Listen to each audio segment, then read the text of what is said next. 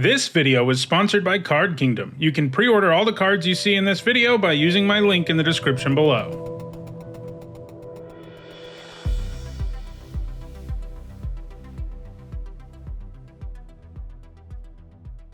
Hi everyone, I'm Nissa, and today I'm continuing with my March of the Machine limited set review. So far I've looked at the non-green cards in the main set, and today we're taking a look at green. For each card I'll discuss how I think they'll play in limited, and I'll sum up my thoughts by using a letter grade. If you're new to these set reviews, you can find out what my grades mean by looking in the description. A couple things to keep in mind as we look at these cards. First, I'm only evaluating these for play in limited and not any other formats. That also means I'm only talking about cards that appear in draft boosters. Also, these are my evaluations of these cards before actually playing with them, so I of course won't be right about everything. I will be providing updates about the format here on the channel as I play it more and more.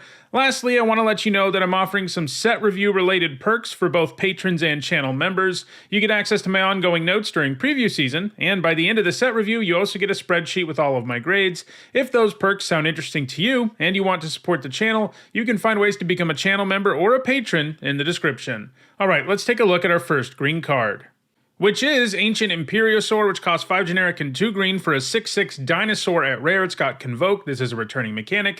It says your creatures can help cast a spell. Each creature you tap while casting the spell pays for 1 generic or 1 mana of that creature's color. It's got Trample and Ward 2, and when it enters the battlefield, it does so with 2 +1/+1 counters on it for each creature that convoked it. This is pretty good. If you cast it for 6 and only tap 1 creature, you're basically getting a 6 mana 8/8 Trampler with Ward 2, and sometimes it will be even larger. You do, of course, have to weigh the cost of tapping things down, but oftentimes by the time you want to play this, you'll have creatures to tap that won't really feel like a big cost anyway. Ward 2 does make it more of a pain for your opponent to deal with it. Problem is, there still is a significant amount of removal in this set that's going to be able to deal with this thing by this stage of the game, and it doesn't leave behind any significant value when that happens, and I think that keeps it from reaching bomb status, but it gets pretty close. I'm giving it a B+. Next up, it's Arachnoid Adaptation, which for 1 green mana is a common instant. Target creature gets +2/+2 and gains reach until end of turn, untap it. 1 mana for +2/+2 always has me a little bit interested since it offers a big enough boost for a creature to win a significant number of combats, and it comes at a very low cost. The tempo you get when you use this kind of trick can be amazing, and in this case the creature even gets some pseudo-vigilance. You can also use this defensively, of course, and that's the only way that reach will matter, but you should really only do that in an emergency. It's always dangerous to use a trick on your opponent's turn since they're more likely to have mana during combat than they are on your turn. In the end, this seems solid for aggressive green decks, though I don't think it always makes the cut. I'm giving it a C-. Next, it's Atraxa's Fall, which for 1 generic and a green is a common sorcery. It says destroy target artifact, battle, enchantment, or creature with flying. So, one thing to keep in mind is that destroying a battle doesn't let you cast it transformed. A battle has to be defeated for that to happen, and the only way you defeat a battle is by removing the counters on it in one way or another. This simply puts it in the graveyard. In other words, you want to use this on a battle you are defending, so don't make that mistake at your pre-release. This targets a whole bunch of stuff, but I'm still pretty skeptical you will be able to consistently find a target with it on a regular basis. I think it's probably mostly a sideboard card. You can play it in your main deck without it being a disaster because it targets enough things. It's probably like a D+, but I think it's a C out of your sideboard. Next up, it's Blighted Burgeoning, which for 2 generic and a green is a common enchantment aura with enchant land. When it enters the battlefield, you incubate 2. This is a new mechanic. It says, create an incubator token with 2 +1/+1 counters on it, and you can pay 2 generic to transform it. It transforms into a 0/0 Phyrexian artifact creature. Whenever enchanted land is tapped for mana, its controller adds an additional 1 mana of any color. If you play this on an untapped land, you can immediately transform the incubator, and that's nice. It means you can actually add something to the board when you play this, and the problem with a lot of cards like this is they just don't do that. Just playing this to make a land a little better on a future turn, or several future turns even, can be a real liability. But this does add to the board, at least in some way. Even if you can't transform it right away, you at least have some future value. This, of course, also does a pretty good job of fixing and ramping your mana. I'm giving it a C. Next, it's Bonded Herd Beast, which for 4 generic and a green is a 4/5 beast at common. It costs 4 generic and 1 red Phyrexian mana. This means you can pay 2 life or a red mana for that cost. And you transform Bonded Herd Beast, activate only as a sorcery. It becomes Plated Kiln Beast, a 7/5 Phyrexian beast with menace. 5 mana 4/5 is a C- at the very best, but this one transformed into a pretty scary 7/5 with Menace, something that's going to be a problem on virtually all boards. I'm giving this a C+. Next up, it's Chomping Kavu, which for 3 generic and a green is a 3/3 Kavu. At common, it's got backup 1. This is a new mechanic. It says, when this creature enters the battlefield, put a +1/+1 counter on target creature. If that's another creature, it gains the following ability until end of turn. And the ability this has is, this creature can't be blocked by creatures with power 2 or less. This is either a 4 mana 4/4 that can't be blocked by small stuff, or a 4 mana 3/3 that gives something else +1/+1 permanently and makes it harder to block for a turn. Both of those modes are going to feel pretty good. I think this is a nice investment. I'm giving it a C+. Next up, it's Converter Beast, which costs 3 generic and a green for a 0/1 Phyrexian Beast at common. When it enters the battlefield, you incubate 5. You can kind of look at this as a 6 mana 0/1 that makes a 5/5. That's an acceptable rate, and this has the usual upside incubator tokens have. You have the option of paying in installments. The downside here is the times where you play this, and you can't also get the 5/5 in the same turn, it's going to feel a little miserable because you get a 0/1 for 4, which in the short term is going to put you really far behind on the board. I'm giving it a C. Next up, it's Copper Host Crusher, which for 6 generic and 2 green is an 8/8 Phyrexian Bear Rhino, and uncommon it's got Trample and Hexproof. This is a big, hard-to-kill monster, but it also costs 8 mana, which simply isn't an amount of mana you get to consistently in Limited. I don't have super high confidence you want to play this in most green decks, so I'm giving it a D+. Next, it's Cosmic Hunger, which for 1 generic and a green is a common instant. Target creature you control deals damage equal to its power to another target creature, planeswalker, or battle. This looks good. We've seen this card before without the battle part, and it's always premium removal for green because it can deal with things so efficiently. You do always run the risk of getting 2 for 1 when you cast it if you aren't careful, but because it's an instant, finding a spot where your opponent can't respond isn't too difficult. I'm giving this a B-. Next up, it's Crystal Carapace, which for 3 generic and a green is a common enchantment aura with enchant creature. Enchanted creature gets +3/+3 and has ward 2, and it has cycling for 2, which means you can pay 2, discard it, and draw a card. As an aura, this isn't the most efficient thing ever, but I don't think it's completely unplayable either. +3/+3 is a nice upgrade, and Ward 2 allows you to really decrease the chance your opponent can interact in some way before you get some value out of attacking with a creature this is attached to. If you find yourself in a situation where you just can't risk playing this, or playing it doesn't make a difference, or you're stuck on 2 lands, you can always just cycle it away and try to draw something else. The cycling part is what really makes this borderline playable card into something solid. I'm giving it a C. Next up, it's Deeproot Wayfinder, which for 1 generic and a green is a 2/3 Merfolk Scout at rare. When it deals combat damage to a player or battle, you surveil 1. Then you may return a land card from your graveyard to the battlefield tapped. This has nice stats, and if it ever hits your opponent, it's going to generate some significant value. Just surveil 1 when you hit your opponent is pretty good, and the times where you can actually ramp with this are going to feel kind of crazy. And there will be some games where you play this on turn 2, your opponent doesn't play their own 2-drop, you attack, you look at the top of your library, it's a land, you put the land in your graveyard, and suddenly you're ahead on mana and cards. That, of course, is the ideal scenario. It doesn't take long for this to stop being able to attack super effectively, but you do have ways to put counters on it. There's tricks that can back it up. There's a lot that can make this relevant all game long, but it doesn't really stay relevant all game long all on its own. Still, it's a great rate. It's insane on turn 2 in most situations, giving it a B.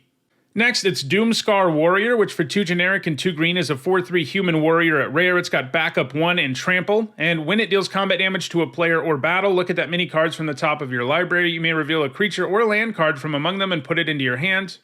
Put the rest on the bottom of your library in a random order. So on its own, this can be a 4 mana 5/4 trampler with this ability that will end up drawing you a card most of the time when it attacks. That's already a really good card, and you have the upside of putting the counter somewhere else to give that creature trample and the same ability for a turn.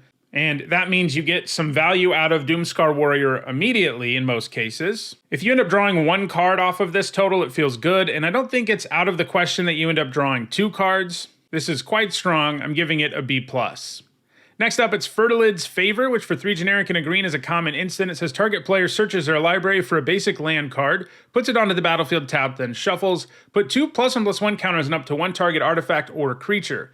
This is really interesting. It's an instant speed way to both ramp and buff a creature. In other words, it's part combat trick and part ramp spell. Ramp spells can be a dangerous proposition in Limited because they usually don't add to the board at all, but this one does. It doesn't search up the basic land as efficiently as something like Rampant Growth, but this is better in Limited in a lot of ways, because it's a much better late game top deck, and even has a bit of 2-for-1 potential. I think having both of these effects on a single instant is enough to make it a quality card. You probably still don't play it unless you're really interested in fixing or ramping, because it's not like the efficiency of this to put 2 counters on something is impressive. You really need to be able to get good value out of both, but it's a pretty solid card in a lot of decks. I'm giving it a C. Next up, it's Glistening Dawn, which for 2 generic and 2 green is a rare sorcery. It says incubate X twice, where X is the number of lands you control. So this gives you 2 bodies, and generally, they're going to be of fairly significant size. The downside here is that casting this and not having the mana to also transform at least one of them in the same turn is going to feel kind of brutal sometimes, so not adding to the board at all when you spend that much mana can be a pretty serious liability. But if you wait until you get to 6 mana with this and you incubate X twice and transform one of them, you just paid 6 mana for a 6/6, and you can pay 2 more mana on a later turn to get another one. What you end up with here is a 2-for-1, and you end up with 2 quite sizable creatures. Even if you cast it on 4 because you just don't have anything else to do, if you're allowed to untap, you suddenly have 2 4/4s, so the fail case isn't even that bad. I'm giving this a B+. Next up, it's Not Vold Hermit, which for 3 generic and a green is a 4/4 troll. At uncommon, you can pay 5 generic and a blue Phyrexian mana to transform it, and once it's transformed, it becomes Chrome Host Hulk, a 5/5 Phyrexian troll. When it attacks, up to 1 other target creature has base power and toughness 5/5 until end of turn. A 4-mana 4/4 is still a pretty solid rate in Limited. It's about a C, maybe a C- at worst, and this can transform into a creature that can drastically upgrade another attacker every time it gets in there.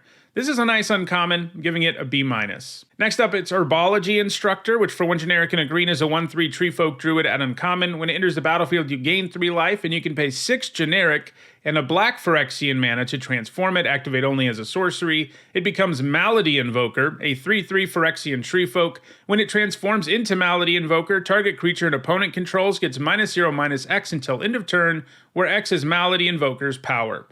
A 2-mana 1/3 that gains 3 is usually a C, so the fact that this has late game upside that turns it into a 3/3 that kills something is quite nice. I'm giving it a B-.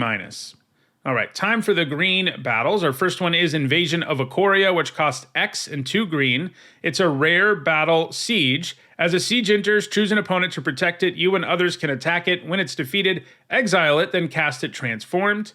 You defeat these by getting rid of their defense counters. This starts with 6, and you get rid of defense counters primarily by damaging this, either by attacking it or doing damage with a spell. When it enters the battlefield, you search your library and or graveyard for a non-human creature card with mana value X or less and put it onto the battlefield. If you search your library this way, shuffle, and once defeated, you cast Zilortha, Apex of Ikoria, an 8/8 legendary dinosaur with reach. For each non-human creature you control, you may have that creature assign its combat damage as though it weren't blocked. So you're basically never going to feel like you're getting a great deal with the front side of this, since you'll always be overpaying by 2, which is a lot, but it does mean that this adds to the board. In doing so, you do increase your chances of successfully defeating this siege and getting Zilortha, who is likely to kill your opponent unless they remove it. You can also pay 0 for X in some situations, and you might want to do that in a place where you have the ability to attack this and defeat it right away. So it is sort of modal in that sense. You're not going to get anything out of paying 0 for X. But yeah, I mean, the front side is really inefficient. It is also flexible. You can find things for the exact right situation and all of that. But I do think the relatively high defense and the inefficiency of the front prevents this from being absolutely incredible, but I still feel like it's pretty good, giving it a B. Next up, it's Invasion of Ixalan, which for 1 generic and a green is a rare battle siege. It starts with 4 defense, and when it enters the battlefield, you look at the top 5 cards of your library. You may reveal a permanent card from among them and put it into your hand. Put the rest on the bottom of your library in a random order. All of these invasions that cost 2 mana have real potential to be kind of insane, because you pay so little and you get so much in the end. I mean, that's true of all of these, but when you're paying only 2 mana for an invasion, if you actually manage to get that creature, it will feel truly absurd. You are, in this case, slightly overpaying for the front, but it's always going to draw you a card, and it can even help you find things that will allow you to more effectively attack this battle. And if you get this down early, you have a pretty good chance at transforming it into the Regisaur, who is a real pain for your opponent to contend with. I think this is a B. Next up, it's Invasion of Muruganda, which for 4 generic and a green is an uncommon battle siege. It starts with 6 defense. When it enters the battlefield, put a +1/+1 counter on target creature you control. Then that creature fights up to 1 target creature you don't control. When defeated, you cast Primordial Plasm, a 4/4 ooze. At the beginning of your combat on your turn, another target creature gets +2/+2 and loses all abilities until end of turn. So a 5-mana fight spell that gives you a +1/+1 counter is probably a C. And that means this is a battle that has a very reasonable floor. It also means because it's removal, it may enable you to attack this right away if your opponent isn't prepared with a couple of creatures to defend it. 6 defense is kind of a lot, but the creature you eventually get is pretty cool. Mostly you will use it to buff your own stuff, but it is kind of awkward. There will be times where you don't really want to buff your own thing with this, and then there will also be times where it's actually better to, say, buff your opponent's flyer to take away its flying so one of your flyers can get in. It is simultaneously sort of flexible and inflexible because there will be times where you're like, I don't really want to make my creature lose all of its abilities to get +2/+2. And it isn't optional, so, that matters. But still, you end up overall getting something pretty nice. I think this is a B. Next up, it's Invasion of Chandalar, which for 3 generic and 2 green is a mythic rare battle siege. It starts with 4 defense, and when it enters the battlefield, you return up to 3 target permanent cards from your graveyard to your hand.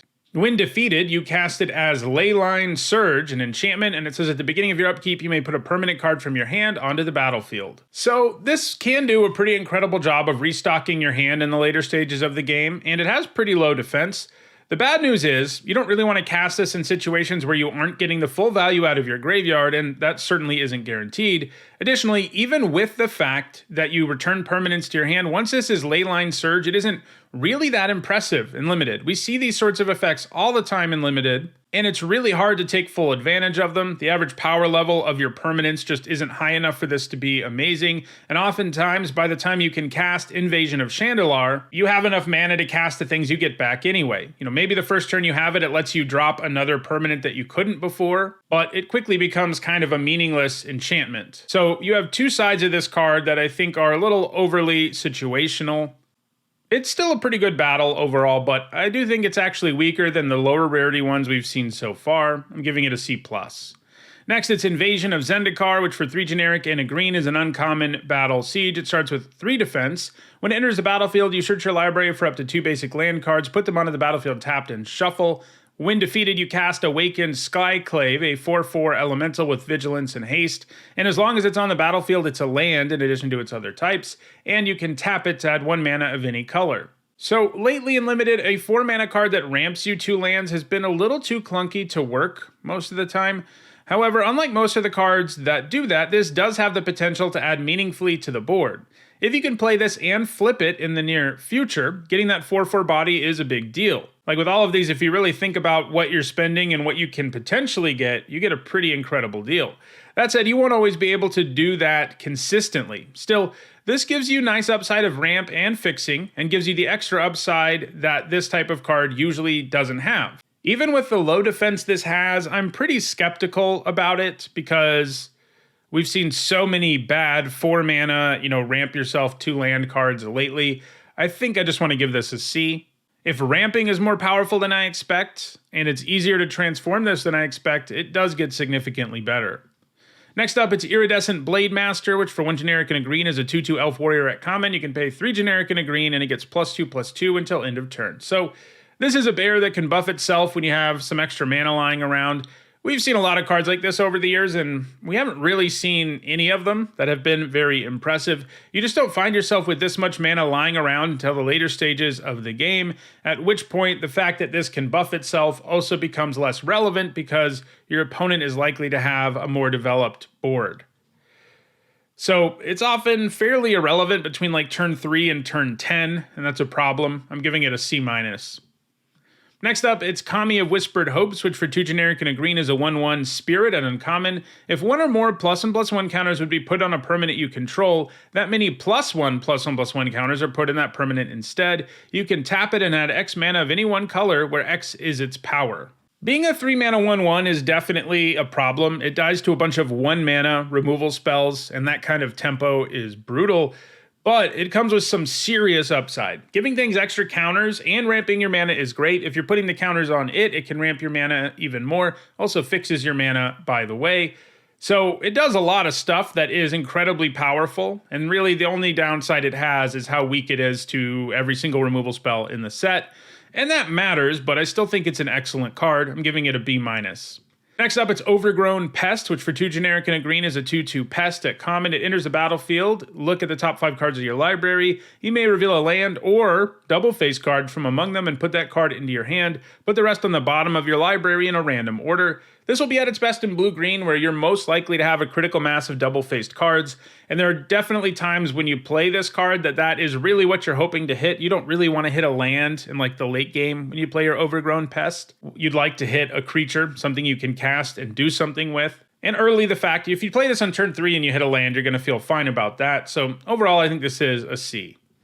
Next, it's Ozolith, the Shattered Spire, which for 1 generic and a green is a rare legendary artifact. If 1 or more +1/+1 counters would be put on an artifact or creature you control, that many +1/+1/+1 counters are put on it instead. You can pay 1 generic and a green to put a +1/+1 counter on target artifact or creature you control, which actually means you put 2 counters on it because of its other ability. Activate only as a sorcery, and it has cycling for 2 mana. This format has a ton of +1/+1 counters on it, so this is going to be giving you a ton of value, especially because all on its own, it's a pretty good card. Like, even if you had 0 other ways to put counters on things in your deck, having an artifact that you can pay 2 mana to put 2 +1/+1 counters on something repeatedly is a really good card. All it really asks of you is that you have like 1 creature in play so that you can keep using this ability and buffing your creature. That really isn't a big ask, and if you do end up in a really awful situation where you have no creatures and you desperately need to add to the board in a way that Ozolith just can't do it, you can cycle it away and try to find one of those. So I think this is a bomb. I think it sneaks into the lower bomb range. I don't really think it needs a build-around grade because every green deck's going to have enough counters. And again, even if it didn't make all of your counter stuff better, it would probably still be like a B. So yeah, I think this is an A-. Next up, it's Placid Rottentail, which for 1 green is a 1/1 fungus rabbit at common. It's got vigilance. You can pay 2 generic and a green and exile it from your graveyard to put 2 +1/+1 counters on target creature. Activate only as a sorcery. This is a solid little 1-drop. A 1/1 with vigilance isn't really setting the world on fire, but it isn't a terrible spot to be putting your +1/+1 counters, and once it goes down, it can provide you with some counters all on its own. I think it's a C. Next up, it's Pulukronos Reborn, which costs 3 green mana for a 4/5 legendary creature Hydra at rare. It has reach, and you can pay 6 generic and a white Phyrexian mana to transform it. And then he basically becomes Pulukronos Wormcoil Engine, a 6/6 legendary creature Phyrexian Hydra with reach and lifelink. And when it or another non-token Hydra you control dies, create a 3/3 green and white Phyrexian Hydra creature token with reach and a 3/3 green and white Phyrexian Hydra creature token with lifelink. So triple green is challenging in limited, but you get a nicely above rate creature that can transform into this crazy Wormcoil Hydra, and that's pretty neat. Even if you don't play this on curve, and you probably won't if you're in a typical 2-color limited deck, this is still a pretty good play on like turn 6 because it brings such size to the table, and if your opponent doesn't kill it quickly enough, it's going to transform, and then no matter what they do, it's going to leave value behind. That said, the mana cost does hold it back for me from being a straight-up bomb, because you do really need to be able to play the other side early enough for this to really feel like a bomb, and you just won't be able to do it consistently. It's still an amazing card, and if you end up in mono green somehow, it's not really advisable unless green is absurdly open. If you end up in mono green, obviously this is a bomb, but as is, in a typical limited deck, it's probably a B+. Next up, it's Portent Tracker, which for 1 generic and a green is a 1/1 Satyr Scout at common. You can tap it and untap a land, and you can also tap it and choose a battle. If an opponent protects it, remove a defense counter from it. Otherwise, put a defense counter on it. Activate only as a sorcery. This is a rough stat line, but between ramping your mana and messing with battles, this seems like it has some pretty real utility. Some mana dorks are all but useless when you get them late, but at least this can do things with battles. So it's more relevant more often. It's probably still just a C though. Next up, it's Ravenous Sailback, which for 4 generic and a green is a 3/4 dinosaur at uncommon. When it enters the battlefield, choose one, gains haste until end of turn, or destroy target artifact or enchantment. A 5 mana 3/4 with haste is not very good. It's probably a D+. If your opponent has a target for the other mode, that's where this is going to feel like a pretty good card. But the problem is there will be enough boards where this is just an inefficient creature with no good targets. So I have a hard time seeing this as more than a C-. Next up, it's Sandstalker Moloch, which for 1 generic and 2 green is a 4/2 lizard at uncommon. It's got flash, and when it enters the battlefield, if an opponent casts a blue and or black spell this turn, look at the top 4 cards of your library. You may reveal a permanent card from among them and put it into your hand, put the rest on the bottom of your library in a random order. This was the first card in this cycle that was previewed, and I was really pumped because I thought the other cards in this cycle would all be solid playables against everyone, and then really nice against people playing the 2 colors it really hates on, but sadly, this is the only card in this cycle where that really ended up being true. A 3-mana 4/2 with flash is something you'll pretty much always play. It's probably a C. So the fact that this will straight up be a 2-for-1 against, like 40% of your opponents is pretty amazing. If you always draw a card when this enters the battlefield, it's going to feel like a B+. Obviously, that's not what it's going to always do, but I think that insane upside coupled with this solid floor is enough for this to actually be a B-. Next up, it's Seed of Hope, which for 1 green mana is a common instant. It says mill 2 cards. You may put a permanent card from among the milled cards into your hand. You gain 2 life. Green isn't that into milling in this format, otherwise this might be a little more interesting. As is, this has a small effect, and it only lets you look at the cards you mill, so you're just going to whiff sometimes. Now, granted, permanents are pretty broad, but imagine hitting like an instant and a sorcery. That's not an insane thing, and when that happens, you are completely whiffing on this. That's probably going to happen like 5 or 10% of the time, but you do have to account for that.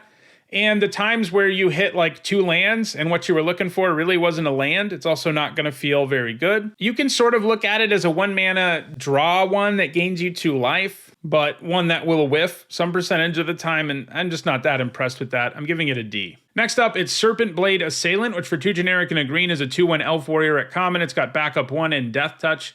A 3-mana 3/2 with Death Touch is fine, and giving the counter and Death Touch to something else will often allow it to attack much more effectively for that turn.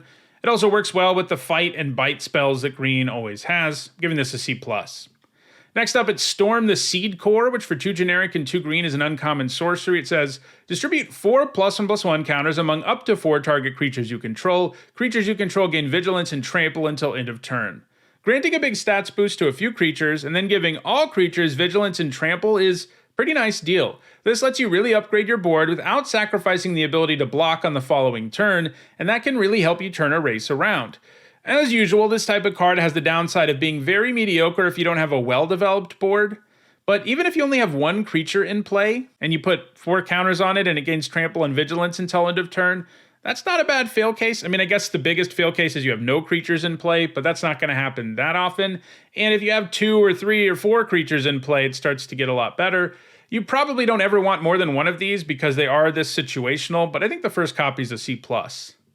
Next up, it's Streetwise Negotiator, which for 1 generic and a green is a 0/2 cat citizen at uncommon with backup 1, and it assigns combat damage equal to its toughness rather than its power. So if you put a counter on the Negotiator, this is basically a 2-mana 3/3, something that I'm happy to play. And if you put the counter somewhere else, we're talking about a 2-mana 2/2 that buffed something else permanently. The only downside this card has, because what I've just described is amazingly efficient, but the downside it has that's awkward is if you want to put a counter on something, there is a chance you're downgrading it if it has lower toughness than power. That will happen sometimes. I wish it was more optional, or like some of these effects we've seen lately, it says something like, if this creature has higher toughness than power, it does damage equal to its toughness. That would make it better, but maybe that would make it too good because then there's absolutely just insane upside is all we have here on this very, very good 2-drop. Either way, it's really good. I'm giving it a B-. Next up, it's Tandem Takedown, which for 1 generic and 2 green is a common instant. Up to 2 target creatures you control each get +1/+0 until end of turn. They each deal damage equal to their power to another target creature, planeswalker, or battle. This looks really good. An instant speed effect that has your creature damage an opponent's creature is usually a very nice card, and this simultaneously gets around the 2 downsides this kind of card can have. First, because you get to use 2 of your creatures, you'll be able to take down very large creatures with 2 smaller ones. Second, because it uses those 2 creatures, you can set it up so that you don't get 2-for-1 if your opponent can interact in response. Add in the fact that this can also damage battles, Can even be something of a combat trick a little bit in some situations, and this is just an amazing removal spell that is quite easily premium, giving it a B. Next up, it's Tangled Skyline, which for 4 generic and a green is an uncommon enchantment. When it enters the battlefield, you gain 5 life and incubate 5. Phyrexians you control have reach. This looks like a pretty nice card for helping higher curve green decks stabilize against aggressive decks. It's effectively a 7 mana 5/5 with reach that gains you 5 on ETB, except it's a little better because you don't have to pay all of that mana in the same turn. Giving Phyrexians reach isn't exactly the most impressive upside. I think the best part of the card is just that it gives you a big body and gains you some life. The reach part does mean it can even help you stabilize against flyers, I guess. So yeah, overall, I think this is a C+. Next up, it's Timberland Ancient, which for 4 generic and 2 green is a 6/5 Treefolk at common with reach and trample, and it has forest cycling for 2 generic. That means you can pay 2 and discard it and search up a forest and put it into your hand. You know I'm a fan of land cyclers if you've been watching the review this week, and this is another nice one. A 6 mana 6/5 with reach and trample is right around a C these days, but don't underestimate forest cycling. Unlike your other 6 drops, you can throw this one away if you draw it early and grab a land drop you desperately need. And when it comes time to cast it, it usually isn't a creature your opponent can just ignore, giving it a C+. Next up, it's Tribute to the World Tree, which costs 3 green mana for a rare enchantment. Whenever a creature enters the battlefield under your control, draw a card if its power is 3 or greater, otherwise put 2 +1/+1 counters on it. So another triple green card here that's challenging and limited, but if you can cast this, it gives you a ton of value, either making a creature far better or helping you rip through your library every time you play a creature. It is true that it doesn't add to the board immediately, but it's cheap enough and has enough upside that I think it's worth the downside. If this were 2 generic and a green, I would have a hard time not giving this like an A-. But we do have to factor in the challenge presented by the mana value, especially because you want to get a card like this down pretty early to take full advantage. If you can't cast it until like turn 6, it's not going to be nearly as good. Still, it's a good card. If you do end up managing to be in mono green, it'll be insane, but I'm starting it at a B. Next up, it's Vengeant Earth, which for 1 generic and a green is a common instant. It says target creature or land you control becomes a 4/4 elemental creature with haste in addition to its other types until end of turn. It must be blocked this turn if able.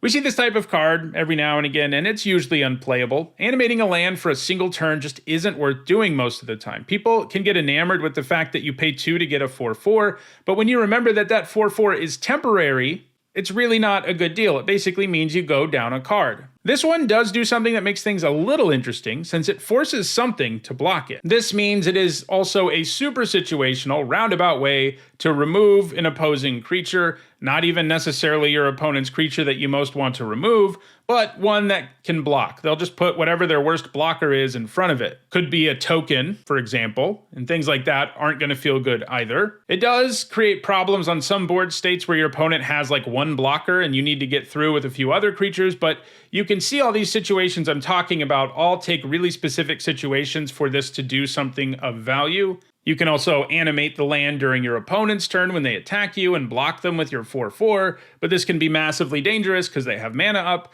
All of these things have to line up just right, and things have to really go your way for this to really be worth playing. Most of the time, this is an F. I do think the additional must-be-blocked angle is enough to get it up to a D-, so that's something. Next up, it's Vorinclex, which costs 3 generic and 2 green for a 6/6 legendary Phyrexian Praetor at Mythic Rare. It's got trample and reach. When it enters the battlefield, you search your library for up to 2 forest cards, reveal them, put them into your hand, and then shuffle. And you can pay 6 generic and 2 green to exile Vorinclex, then return it to the battlefield transformed under its owner's control. Activate only as a sorcery. It transforms into the Grand Evolution, a saga. Chapter 1 says, mill 10 cards. Put up to 2 creature cards from among the milled cards onto the battlefield. Chapter 2 says, distribute 7 +1/+1 counters among any number of target creatures you control. And Chapter 3 says, until end of turn, creatures you control gain 1 generic. This creature fights target creature you don't control. Exile the Grand Evolution, then return it to the battlefield front face up. This gives you a way above rate body and a couple of forests, which is enough for this to be a great card. Transforming this is costly, but the fact this grabs you those 2 forests does make it a little easier for you to make that happen. I think the front side of this is efficient enough. I mean, it's basically a 5 mana 6/6 trample reach, draw 2 cards. That's pretty crazy. And transforming it is possible enough for this to be a bomb. Obviously, if you do ever transform it, the game's just over for your opponent. Chapter 1 gives you 2 two of the best creatures in your deck usually. Chapter 2 makes your board unstoppable, and then Chapter 3 turns all your creatures into removal. Your opponent is not going to be surviving that. I guess the only downside is if you only get this really late, milling 10 cards might be bad for you, but most of the time it'll still give you enough time to win the game because you really only need like one more turn after that. So yeah, I think this is a bomb. I'm giving him an A. Next up, it's War Historian, which for 2 generic and a green is a 3/3 human monk at common. It's got reach, and it has indestructible as long as it attacked a battle this turn. A 3-mana 3/3 with reach is probably a C, and when this attacks a battle, your opponent is going to be in a world of hurt, since you just have a free attack anytime you can do it. I'm giving this a C+. Next up, it's Wary Thespian, which for 1 generic and a green is a 3/1 cat druid at common. When it enters the battlefield or dies, you surveil 1. 2 mana for a 3/1 and a couple of surveil triggers is a pretty good deal. This is some very nice card selection to come attached to a creature that doesn't do too bad on the vanilla test. I'm giving it a C. Next up, we've got Wildwood Escort, which for 4 generic and a green is a 3/3 elf warrior at common. When it enters the battlefield, return target creature or battle card from your graveyard to your hand. If it would die, exile it. I like this. It's a built-in 2-for-1, and the first copy is going to be something you virtually always want one of in green. Returning a creature is generally going to be better than returning a battle, since the creature adds to the board in a more immediate way most of the time. But if you have some battles with powerful into the battlefield abilities, or you can transform it quickly based on the board state, you're going to be pretty happy you can grab one of those. I think the first copy of this is a B-. You don't really want to go beyond that, though. After all, it doesn't have the greatest rate in terms of its stats, and it's pretty bad in situations where you don't have something to get back, which happens sometimes. And our last card is Wrenn and Realmbreaker, which for 1 generic and 2 green is a 4 loyalty legendary planeswalker Wrenn at Mythic Rare.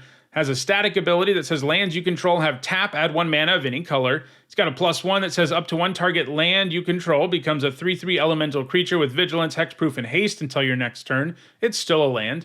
-2 says mill 3 cards. You may put a permanent card from among the milled cards into your hand. And the -7 says you get an emblem with, you may play lands and cast permanent spells from your graveyard. This is a powerful 3-mana planeswalker. Fixing your mana can be really nice, and the +1 does a good job of ramping your mana and or protecting Wrenn and Realmbreaker. Because it has vigilance, you can actually attack with it and use it for mana on the same turn. Sometimes you'll have to leave it untapped so it can protect Wrenn and Realmbreaker, but especially in the early stages of the game, it's going to be a pretty good way to do that. The -2 is a little less exciting, but it will often draw you a card, and if you can get to the ultimates, you're going to be in really great shape. I do think most of this card's value comes from its +1. The other options are nice to have, but that's really what's going to feel the most powerful most of the time. If you play Wrenn and Realmbreaker on turn 3, it's pretty much unbeatable. It does have diminishing returns the later the game goes on, because the 3/3 is a lot less impressive. But if you have a bunch of mana available when you play this late and you can use the -2 and then play something you hit, I mean, there's always stuff you can do with Wrenn and Realmbreaker, even if it does get a little worse the longer the game goes on. I still think it sneaks into the lower bomb range, giving it an A-. So those are all the green cards in March of the Machine. While we have looked at all of the cards in the main set, we still have one more thing to look at in the set review, and that is the Multiverse Legends cards, which I'll be reviewing tomorrow. If you want to make sure you catch that video, don't forget to subscribe and turn on notifications. If you enjoyed this video, don't forget to like it and share it, and if you want to catch up on the past set review videos, you should see the playlists on your screen shortly. Thanks for watching.